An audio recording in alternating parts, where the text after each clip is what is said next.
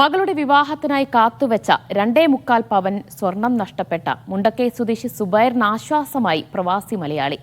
മകളുടെ വിവാഹത്തിന് 10 പവൻ സ്വർണം നൽകാമെന്ന് റിയാദിലുള്ള മലപ്പുറം കാളികാവ് സ്വദേശി കാരക്കാടൻ മൊയ്തീൻകുട്ടി മീഡിയ വണിനെ സന്നദ്ധത അറിയിച്ചു. Media one impact.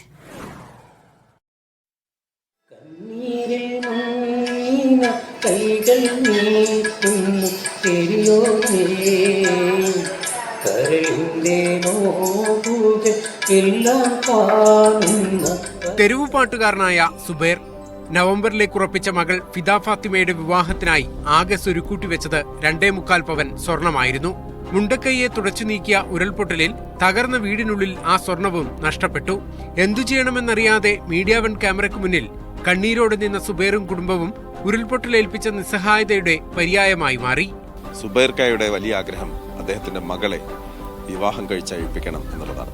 അതിനായി സ്വരുക്കൂട്ടി വെച്ച, ഊതിക്കാച്ചിയതുപോലെ വെച്ച ആ പൊന്ന് അത് പോയി. കനിവുള്ളവർ ഒപ്പം നിൽക്കുമെന്നാണ് ഈ കുടുംബത്തിന്റെ പ്രതീക്ഷ. വാർത്തയറിഞ്ഞ് റിയാദിലുള്ള മലപ്പുറം കാളികാവ് സ്വദേശി Karakkadan Moideenkutty media one Saudi ബ്യൂറോയെ ബന്ധപ്പെട്ടു. സുബൈറിന്റെ മോൾക്ക് വിവാഹത്തിനാവശ്യമായ 10 പവൻ സ്വർണം നൽകാമെന്നേറ്റു.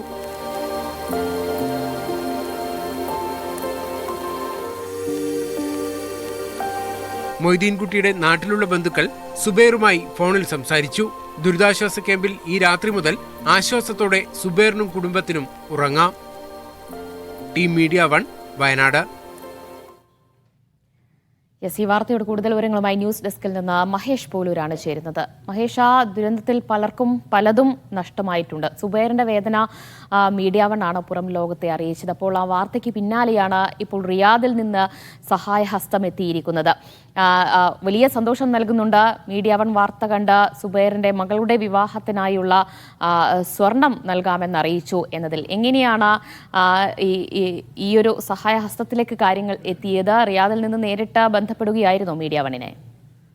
ദിവ്യ, ആദ്യം ഈ വാർത്തയിലേക്ക് എത്തിയ ഒരു സാഹചര്യം പറയാം. വലിയ തിരക്കുള്ളൊരു ദിവസമാണ്. 2 ദിവസങ്ങൾക്ക് മുൻപാണ് സൺറൈസ് വാലിയിലെ തെരച്ചിലിൻ്റെ ഹെലികോപ്റ്റർ ഇറങ്ങുന്നതും അവിടെ നിന്ന് ഉദ്യോഗസ്ഥർ കയറുന്നതും പോകുന്നതും ഒക്കെ ചിത്രീകരിക്കുന്നതിനിടയിലാണ് നമ്മുടെ മീഡിയ വണ്ണിൻ്റെ ചീഫ് ക്യാമറാമാൻ ഷാൻ ചെറുവറ്റ വിളിച്ചിട്ട് ഇങ്ങനെയൊരു വാർത്തയുണ്ട്, അതൊന്ന് നോക്കിയാൽ നല്ലതാവും, ഒരു കുടുംബത്തെ സഹായിക്കലാകും എന്ന് പറഞ്ഞത് അടിസ്ഥാനത്തിലാണ് ഞാൻ ഈ സുബൈർക്കായി വിളിക്കുന്നതും അവരെ ബന്ധപ്പെടുന്നതും ഒക്കെ. അപ്പം ഈ ഷാജഹാൻ്റെ ഒരു ബന്ധു അവിടെ ഉണ്ട്, അദ്ദേഹവും ചേർന്നാണ് ഇങ്ങനെയൊരു ആളിലേക്ക് നമ്മൾ എത്തുന്നത്. അപ്പോൾ അവിടെ എത്തിയ സമയത്ത് തന്നെ ഈ കുടുംബത്തോട് സംസാരിച്ചപ്പോൾ തന്നെ നമുക്ക് വലിയ സങ്കടം തോന്നി. കാരണം ഉടുത്തിരിക്കുന്ന ഒരു വസ്ത്രം മാത്രം എടുത്ത് ഓടിപ്പോകുന്നതാണ് അവരെല്ലാം. പിന്നെ ക്യാമ്പിൽ നിന്ന് നൽകിയ വസ്ത്രം മാത്രമാണ് അവർ ധരിച്ചിരിക്കുന്നത്. അവരുടെ കയ്യിൽ ഒരു വസ്തു പോലുമില്ല. തലേന്ന്, അതായത് ഈ അപകടം നടക്കും പിറ്റേന്ന് വീടുണ്ടാകും, തിരികെ പോകാമെന്ന് കരുതിയാണ് അവർ ഈ വീട്ടിലേക്ക് നിന്നുള്ള ഒന്നും എടുക്കാതെ അവർ താഴേക്ക് പോകുന്നത്. അവരുടെ ബന്ധുക്കളിൽ പലരും തിരിച്ചിറങ്ങി വരുന്ന സമയത്ത് മുണ്ടക്കൈയിൽ നിൽക്കുകയും ആ ബന്ധുക്കളെല്ലാവരും മരണപ്പെട്ടു പോവുകയും ചെയ്തു. അപ്പോൾ ഈ കുടുംബത്തിലെ ഇദ്ദേഹവും സുബൈർക്കായ, അദ്ദേഹത്തിൻ്റെ ഭാര്യ, മകൾ ഫിദ ഫാത്തിമ, അദ്ദേഹത്തിൻ്റെ ഉമ്മ, ഈ 4 പേരാണ് അവിടെ ഉണ്ടായിരുന്നത്. ഈ 4 പേരുമാണ് നമ്മളോട് സംസാരിച്ചത്. ഇദ്ദേഹം ഒരു തെരുവുപാട്ടുകാരനാണ്. തെരുവുപാട്ടുകാരൻ എന്ന് പറഞ്ഞാൽ ഇദ്ദേഹത്തിൻ്റെ ഒരു സുഹൃത്തുണ്ട്, മുത്തു എന്ന് പറയുന്ന ഒരു സുഹൃത്തുണ്ട്. ആ മുത്തുവിന് കാഴ്ച പരിമിതിയുള്ള ആളാണ്. അദ്ദേഹത്തിൻ്റെ കുടുംബവും ഇദ്ദേഹം വണ്ടി ഓടിക്കും, ഒമ്നി വാൻ ഓടിച്ച് കൊണ്ടുപോകും. എന്നിട്ട് മുത്തുവും ഇദ്ദേഹവും പാട്ടുപാടും തെരുവിൽ. അങ്ങനെയാണ് ജീവിക്കുന്നത്. ആ 2 കുടുംബം അവരുടെ ഒരു തൊഴിൽ എന്നൊക്കെ പറയാവുന്ന രീതിയിൽ പാട്ടുപാടിയാണ് ജീവിക്കുന്നത്. അപ്പോൾ ഇദ്ദേഹം പറഞ്ഞൊരു കാര്യം, ഞാൻ എൻ്റെ മകളുടെ കല്യാണത്തിന്, എനിക്ക് മകളെ വലിയ പൊന്നിട്ട് പോകും, ഏതൊരു പിതാവിനും ഉണ്ടാകുന്ന ഒരു ആഗ്രഹമാണല്ലോ സ്വന്തം മകളെ കൈപിടിച്ച് കൊണ്ടുപോകുന്ന സമയത്ത് എന്നാലാവും വിധം ചെയ്യണം എന്നുള്ളത്. അങ്ങനെ കൂട്ടിവെച്ചതാണ് 2.25 പവൻ എന്ന് പറയുന്നത്. 2.25 പവൻ മാത്രം. അപ്പോൾ മാത്രമല്ല, ഈ വിവാഹം കഴിക്കാൻ പോകുന്ന അവർ വന്ന് കാണുകയും ഇതിന് ശേഷം അവരെ ആശ്വസിപ്പിക്കുകയും ഒക്കെ ചെയ്തു. അതൊക്കെ വലിയ സന്തോഷമുള്ളൊരു കാര്യമാണ്. ഇങ്ങനെ ഒരു ഇൻസിഡൻറ്റിന് ശേഷം അവരൊന്നും ആവശ്യപ്പെട്ടിട്ടോ ഒന്നുമില്ല. പക്ഷേ സ്വന്തം മകൾ ഇങ്ങനെ പോകുന്ന സമയത്ത് എനിക്ക് എന്നാലാവുന്നത് ചെയ്യണം എന്നുള്ളൊരു പിതാവിൻ്റെ ആഗ്രഹം, അത് കേട്ടപ്പോൾ നമുക്ക് സഹിക്കാൻ പറ്റുന്നതിനും അപ്പുറമാണ്. കാരണം ഭയങ്കര സന്തോഷം നൽകിയൊരു കാര്യം അതിനിടയിലും പറയട്ടെ, ഫിദ ഫാത്തിമ ആ സമയത്തും അവിടെ ക്യാമ്പിനകത്ത് വോളണ്ടിയറായി പ്രവർത്തിക്കുകയാണ്. ബാക്കിയെല്ലാം നഷ്ടപ്പെട്ടവരെ ആശ്വസിപ്പിച്ചാണ് ഫിദ ഫാത്തിമ ക്യാമ്പിലുള്ളത്. അപ്പം സ്വന്തം വിഷമത്തിനിടയിലും ബാക്കിയുള്ളവരുടെ സന്തോഷം കണ്ടെത്താൻ വേണ്ടി, അല്ലെ ബാക്കിയുള്ളവരെ ആശ്വസിപ്പിക്കാൻ വേണ്ടി ആ പെൺകുട്ടിയും ഓടി നടക്കുന്നത് കാണുമ്പോൾ അതൊരു വലിയ നമുക്കൊരു ഒരു ഒരു ഒരു ഒരു എന്താ പറയുക ഒരു കരുത്ത് നൽകുന്ന ഒരു കാര്യം. ഇങ്ങനെ ഇവർക്കൊപ്പം നിൽക്കണം, അല്ലെങ്കിൽ ഇങ്ങനെയുള്ള ആളുകളെ നമ്മൾ എത്തിക്കണം പുറത്തേക്ക്. സുബൈർക്കാരോട് സംസാരിച്ചു. അങ്ങനെ സുബൈർക്ക സംസാരിച്ച കാര്യങ്ങൾ വെച്ചാണ് നമ്മൾ വാർത്ത നൽകിയത്. ഇന്നലെ മഹേഷ്, ഞാൻ വരാം. ഇപ്പോൾ സുബൈർക്ക തന്നെ നമ്മോടൊപ്പം ടെലിഫോൺ ലൈനിൽ ചേരുകയാണ്. സുബൈർക്ക, ഈ വലിയ വേദനയിലും ഒരല്പം ആശ്വാസം നൽകുന്നതല്ലേ ഈ ഒരു വാർത്ത? അതെ, ഒരുപാട് സന്തോഷമുണ്ട്, പറഞ്ഞറിയിക്കാൻ പറ്റാത്ത സന്തോഷമുണ്ട്. ഇതൊന്നും എന്റെ സ്വപ്നത്തിൽ പോലും വിചാരിച്ചതല്ല. ഒരുപാട് ഒരുപാട് സന്തോഷമുണ്ട് എന്റെ കുടുംബത്തിനും എനിക്കും എന്റെ മകൾക്കും. യെസ്, കേൾക്കാം. സുബൈർക്ക, ഇപ്പോൾ നിങ്ങളിപ്പോഴും ക്യാമ്പിലാണോ ഉള്ളത്? ഞങ്ങൾ ക്യാമ്പിലാണുള്ളത്. സെന്റ് ജോസഫ് എന്ന് പറയും, മേപ്പാടി ക്യാമ്പിലാണുള്ളത്. പിന്നെ ഒരുപാട് പറഞ്ഞറിയിക്കാൻ പറ്റാത്ത സന്തോഷമുണ്ട്.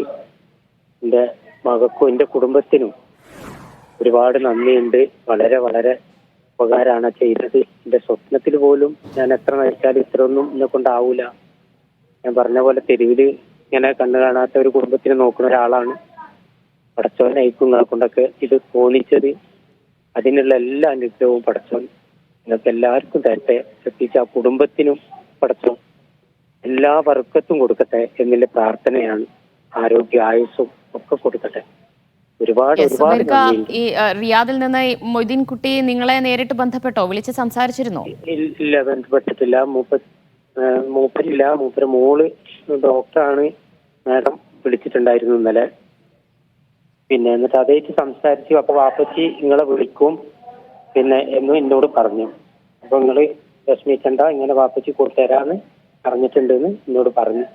അത് കേട്ടപ്പോ തന്നെ പടച്ചോനെ എന്താ നിങ്ങൾ പറയുന്നത്, എന്തോ ഒന്ന് തിരിച്ചു കിട്ടിയ പോലെ.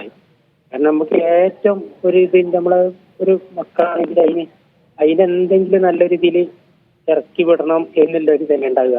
അപ്പോ എനിക്ക് കരഞ്ഞിരിക്കുന്ന സമയത്തല്ലേ ഇങ്ങനെയൊക്കെ ഒരു സന്തോഷത്തിൽ ഒരു സമാധാനത്തിൽ എനിക്കൊരു വാക്ക് തരുമ്പോ അതൊക്കെ എത്രമാത്രം വലുതാണ്. പറഞ്ഞറിയിക്കാൻ പറ്റാത്ത നന്ദിയാണ് ഇല്ലത്. യെസ്, അങ്ങനെ അങ്ങ് വിഷമിക്കാൻ വിടുവോ കേരളം സുബൈർക്ക? നമ്മളെല്ലാവരും ഇല്ലേ? മനസ്സിലായി. സന്തോഷമായിട്ടിരിക്കും കേട്ടോ. മകളുടെ വിവാഹം വളരെ ഭംഗിയായി നല്ല രീതിയിൽ തന്നെ നടക്കും. ഓക്കെ, താങ്ക് യു സുബൈർക്ക പ്രതികരിച്ചതിന്. യെസ്, മഹേഷിലേക്ക്. മഹേഷ്, ആ സന്തോഷം തന്നെ മതിയല്ലേ, ആ വാക്കുകൾ തന്നെ മതിയല്ലേ നമുക്ക്? ഇന്നലെ ദിവ്യ, ഇദ്ദേഹം റിയാദിലുള്ള പ്രവാസി, അദ്ദേഹം ഇങ്ങനെ ഒരു സന്നദ്ധത അറിയിച്ച ശേഷം അദ്ദേഹത്തിൻ്റെ മകൾ അവരാണ് നമ്മളായിട്ട് സംസാരിക്കുന്നത്. അപ്പോൾ ഞാൻ ഇവരുമായിട്ടൊരു കോൺഫറൻസ് കോൾ കണക്ട് ചെയ്തു. അപ്പം ഞാൻ അതിൻ്റെ നടുക്കിരിക്കുകയാണ്, ഇവർ തമ്മിൽ സംസാരിക്കുന്നതിൻ്റെ നടുക്കിരിക്കുകയാണ്. ഒരു പക്ഷേ ആ ഒരു നിമിഷം എന്ന് പറയുന്നത് നമുക്ക് പറഞ്ഞറിയിക്കാൻ പറ്റാത്ത അത്ര സന്തോഷമാണ്. സുബൈർ ഖാനോട് അദ്ദേഹത്തിൻ്റെ മകൾ പറയുന്നു, ഞങ്ങൾ കൂടെയുണ്ട്, ഞങ്ങൾ ചേർത്ത് പിടിക്കാം, ഞങ്ങൾ കുറച്ച് സ്വർണം ഞങ്ങളെ കൊണ്ടാവും പോലെ തരാം എന്ന് പറയുമ്പോൾ സുബൈർ ഖാൻ അത് കേട്ട് നിൽക്കുമ്പോൾ അടുത്ത നിമിഷം പറയണേ, ഒരു 10 പവൻ സ്വർണം ഞങ്ങൾ മകളുടെ കല്യാണത്തിന് തരണം. ആ നിമിഷം ആ മനുഷ്യൻ കരയാണ്. അപ്പോൾ അതൊരു വല്ലാത്തൊരു മൊമെൻ്റാണ് നമ്മളെ സംബന്ധിച്ചിടത്തോളം. കാരണം നമ്മൾ ഈ ദുഃഖം മാത്രം അല്ലെങ്കിൽ വലിയ സങ്കടങ്ങൾ മാത്രം റിപ്പോർട്ട് ചെയ്യുന്നതിനിടയിൽ ഒരാളുടെ ഒരു സന്തോഷ കണ്ണീര് വീഴ്ത്താൻ സാധിക്കുക എന്ന് പറയുന്നത് ഒരു വലിയ കാര്യം തന്നെയാണ്. നമ്മളെ സംബന്ധിച്ച് വലിയ അഭിമാനം തോന്നുന്നൊരു നിമിഷം തന്നെയാണ്. അതോടൊപ്പം തന്നെയാണ് ദിവ്യ, ഇതേപോലെ സുബൈർ ഖാൻ്റെ കാര്യം നമ്മൾ പറഞ്ഞ പോലെ തന്നെയാണ് അബൂഖാൻ്റെ കാര്യം. അബൂഖായെ നമുക്കറിയാം. അബൂഖ എന്താ പറയുക, അദ്ദേഹത്തിൻ്റെ മുച്ചക്രം നഷ്ടപ്പെട്ടൊരു മനുഷ്യനാണ്, പുഞ്ചിരിവട്ടത്തെ. അപ്പോൾ അബൂഖ ഇതുപോലെ തന്നെ അബൂഖ ക്യാമ്പിനകത്ത് അദ്ദേഹം ഒരു തൂണിന് തലചാരി ഇരിക്കുമ്പോഴാണ് അദ്ദേഹത്തെ നമ്മൾ രാവിലെ പോയി കാണുന്നത്. ഞാൻ അതിലെ ക്യാമ്പിൽ വെറുതെ നടന്നു പോകുന്ന സമയത്താണ് അദ്ദേഹത്തെ ഈ കണ്ടത്. ഞാൻ കാര്യങ്ങൾ അന്വേഷിച്ച് സംസാരിച്ചപ്പോഴാണ് അദ്ദേഹത്തിൻ്റെ കാലിന് പരിമിതിയുണ്ട്, ഭിന്നശേഷിക്കാരനാണ് അദ്ദേഹം, തീരെ നടക്കാൻ പറ്റാത്ത ഒരാളാണ്, പരസഹായം വേണം, മറ്റാളുകൾ സഹായിക്കണം. അപ്പോൾ ആ മനുഷ്യനും ഒരു മുച്ചക്രം അന്ന് നൽകാൻ അന്നത്തെ നമ്മളെ റിപ്പോർട്ട് കാരണമായി. അൻവർ സാദത്ത് MLA ആയിരുന്നു അന്ന് അത് ഇതാക്കിയത്. ഞാൻ കഴിഞ്ഞ ദിവസം അൻവർ സാദത്തുമായിട്ട് സംസാരിച്ചിരുന്നു, ഇന്ന് രാവിലെയും അബൂക്കായിട്ട് സംസാരിച്ചിരുന്നു. അപ്പോൾ അബൂക്കായ്ക്ക് ഇഷ്ടപ്പെട്ട വാഹനം തന്നെ വാങ്ങിച്ചു കൊടുക്കാം, അത് ഇഷ്ടപ്പെട്ട കളർ വാങ്ങിച്ചു കൊടുക്കാമെന്ന് പറഞ്ഞു. ഏതാണ്ട് ഒരു വ്യാഴാഴ്ച വെള്ളിയാഴ്ചയോടുകൂടെ ആ വാഹനവും അവിടെ എത്തും. അപ്പം ദുരന്ത ഭൂമിയിൽ നിന്ന് വലിയ സന്തോഷം തന്നെ. ചെറിയ രീതിയിലെങ്കിലും ഈ ഇതുപോലെയുള്ള സഹായങ്ങൾക്ക് കാരണമായി മീഡിയ 1 വാർത്ത കണ്ട് അങ്ങനെ ഒരു സഹായം ലഭിച്ചു.